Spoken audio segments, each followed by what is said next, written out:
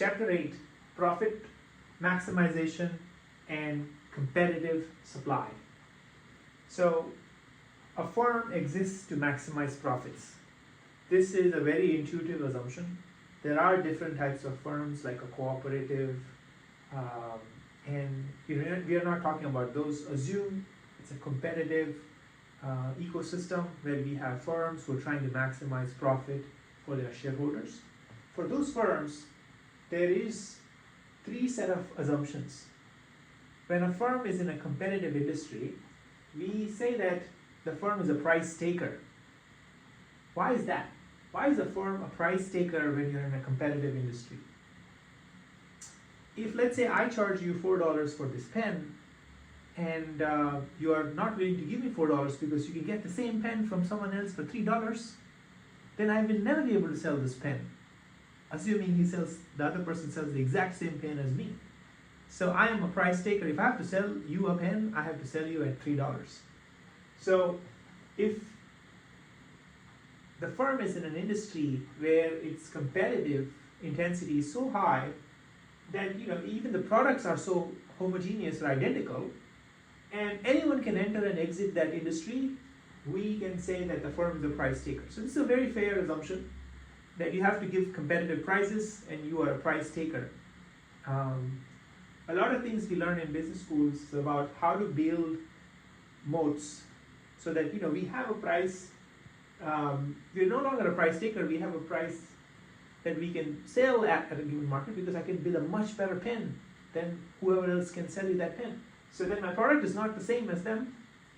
I have built entry barriers. I've built such high production capacity that you cannot match me to really build it at $4. You have to, it'll be much higher cost for you. So, but for this chapter, assume that the firm is in a competitive landscape and it has these three assumptions baked into it. So then what does the demand curve look like for a given firm? Look at the elasticity, yeah? At $4, I can sell this pen, assuming $4 is the price that I get to take. If I go above, then I'm not going to be able to sell this pen. My demand will drop. So similarly, if you add up all of these firms, the demand curve for the industry would look like that. Now, we need to now understand, okay, given the firm's constraint of being a price taker, what will maximize the profits, assuming competitive landscape? We can draw and come up with profits is equal to revenue minus costs. Yeah? Profits is equal to revenue minus costs. So we can draw this revenue line, which is this blue line. We can draw the cost line, this black line. And the difference is the profits, this orange line. At Q star, we see that there's a peak here, right? There's a maximization of profit that happens here, right? Visually, we can spot it. But that point also corresponds to this point B on this cost curve and point A on this revenue curve. And you see, if you were to draw a tangent at these 2 points, they would have the same slope. The lines would have the same slope. Yeah? Meaning, the costs are not increasing at this point at a faster rate than revenue. They are the same.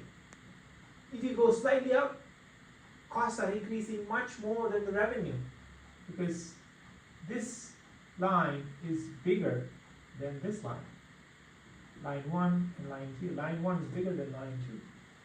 And similarly, line 2 is bigger than line 3 and so on. Yeah, you see these lines. There's a narrowing of profits, and you can see that here as well. So what do we learn? We learned that profits are maximized at these 2 points. And we can mathematically derive that, but in a sense, this is that point where increasing output has a zero impact on profit, meaning you're not changing the profit by increasing the output, right? So delta profit over delta quantity, increase in our quantity doesn't increase or change the profit, so it's a delta of 0. So if you differentiate profits equation that we wrote here, output at a given quantity, rate, what is the revenue minus costs is profits, differentiate it, we get delta profit over delta quantity, and delta R by delta Q, delta C over delta Q. This is nothing but marginal revenue. For every unit increase in quantity, what's the increase in revenue? Unit increase in quantity, increase in cost. So MR at a given quantity minus MC at a given quantity, if that's equal to 0, that's where we have maximum profit. So when that, what does this mean? This means MR equals MC. This is the point where we have no change in profits at increasing the quantity. So we choose quantity, Q star, such that we have MR equals MC, and that's the point where we maximize profits. If we combine what we learned here, if we are a price taker, and if we have to have MR equals MC, then MR equals MC, and we should choose the quantity such that it's equal to the price. MR MC is equal to the price. So choose the quantity in such a way that your marginal revenue at that quantity is equal to marginal cost at that quantity. And you're a price taker, so you can only sell it at that price, so that's equal to the price. Yeah? So combining these two, let's try to find out in the short run, how do we calculate the profits? Let's say we draw the cost curve, marginal cost curve, MC, and then we have the marginal revenue, MR. Yeah? MR, you're a price taker, we have a price, and we have cost curve that's going up, and we have these two curves, ATC, average total cost, and AVC, average variable cost. Average total cost includes all the costs associated with your fixed costs as well as the variable costs. Fixed costs don't increase with increase in production. So let's say you have a rent that you need to pay for your facility, and you're not going to add a new facility, so your rents stay the same, so it's fixed costs. Variable costs, on the other hand, if you had a lot of space in that facility that you had rented, you added more machines, that will add up to your variable cost. What's the delta change when you increase the quantity produced? So when your ATC curve is less than the marginal revenue, and AVC is also less than ATC, we know when MR intersects with MC, that's where we have, that quantity gives us maximum profits. So this point A at Q star gives us maximum profits. So the profit for us would be, we draw a line from MR equals MC intersecting to where it goes and intersects ATC. So that's where we get point B. Assume this to be $4. And then, so this is the quantity that you would produce, and this is the delta, this is the profit you're making for every quantity. So profit per quantity, marginal cost minus total cost, this line, times the quantity gives you the area of this rectangle. Those are your profits. This whole ABCD is your profits. This rectangle, ABCD, yeah? This whole thing is your profits. So we are able to find out profits that is maximized at quantity when MR equals MC, and we have the delta being the profit per unit times the quantity gives us the profit, total profit. Yeah? So remember, MR this, we have to look at where MC is increasing, because MC could also be like this, right? It could be like this. So MC could intersect here as well, but marginal cost is falling, and then it rises. So you look at MR equals MC when marginal costs are rising, not when marginal costs are falling. Yeah, that's important. And if you produce anything here, let's say much less Q1, then what you're doing is you are actually giving up some profits. So let's say this line was here, yeah, Q1. If you produce something less, then what are you saying? You're saying, hey, I can actually get this much profit, marginal revenue, and my costs are, I have marginal costs that are much lower than marginal revenue, meaning I have the potential to buy and make more profits. So I lose some of this profits if I produce at a much lower level, Q1. Similarly, if I produce at a much higher level, Q2, what happens is my marginal revenue is much lower than my marginal cost. I'm losing this much quantity for every unit that I'm producing extra beyond Q star. Similarly, I'm losing the opportunity cost of making more profits because I have a much larger marginal revenue than my marginal cost. So these are your lost profit. One is actually you're going to lose money because you just produced way more loss-making products. Here you're also losing money because it's the opportunity cost of not of producing less. So now we are able to find our profits. So this firm is a profitable firm. This graph shows a firm which is not profitable. It's loss-making. When does that happen? When your ATC is above MR, meaning your total cost, you're losing this much money per unit, and you're losing it for these many units. So ABCD is now your loss if you were to produce all of these quantities. You are making a loss. You are covering some variable costs that you are putting in, but you're not able to recoup all the total costs or the fixed cost parts of your total cost. So this is your loss. So this firm, the question is, should this firm continue to exist? Well, it depends. This firm, if it expects the marginal revenue to go back up, because let's say it's a cyclical business, if you go back up, then it will more than recoup the loss that it would make during this period by continuing. But if ATC and AV both are above marginal revenue, which is in this case, and you don't expect marginal revenues to significantly go up, you should shut down because you have no chance of making money. You're not even covering your variable costs. Every new unit that you produce is losing you money. So that's a problem. You should shut down. If your input costs increase, then what happens? Your marginal revenues would shift to the left, right? And so then what happens? You should reduce your quantity to this new equilibrium from Q1 star to Q2 star, right?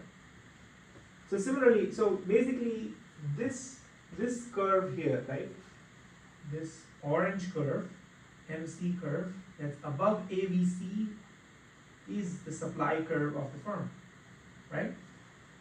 Because only above this it's profitable for the firm to exist, really. And if it's like below, then there's a problem. So this is the supply curve of the firm. So now if you add up all of the supply curves of every firm, like this is supply curve, cost curve of this firm, cost curve of this some other firm, you will start to see the supply curve of the industry overall.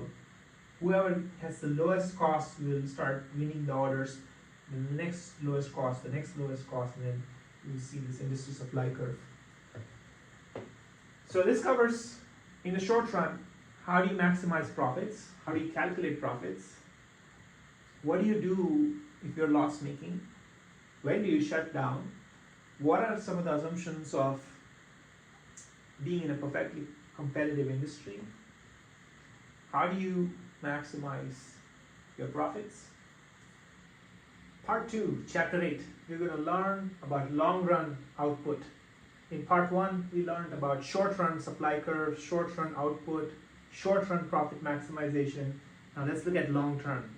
When there is long-term time available for a company, they can invest in increasing their supply. So that's the key thing that we will learn, and how they can further increase their profits by taking the time to invest in companies, building new factories and all of that. Yeah. So one key distinction before we go into the long term is to remember that producer surplus is not equal to profits, and that producer surplus will always be slightly greater or can be quite greater than profits, because producer surplus is nothing but the difference between revenue minus variable costs. So revenue is the price that you get for your marginal revenue, and cost is your marginal cost. So this is your profit, or this is ABCD, we said is the profit, but in a sense this is producer surplus. So it's not the profit, but it's very close to the profits. So that's the key thing to remember. So what's the difference? This producer surplus minus the fixed costs, that gets us the real profits. So that's the key difference. So far we've called this out as profits, but it's actually producer surplus is in reality.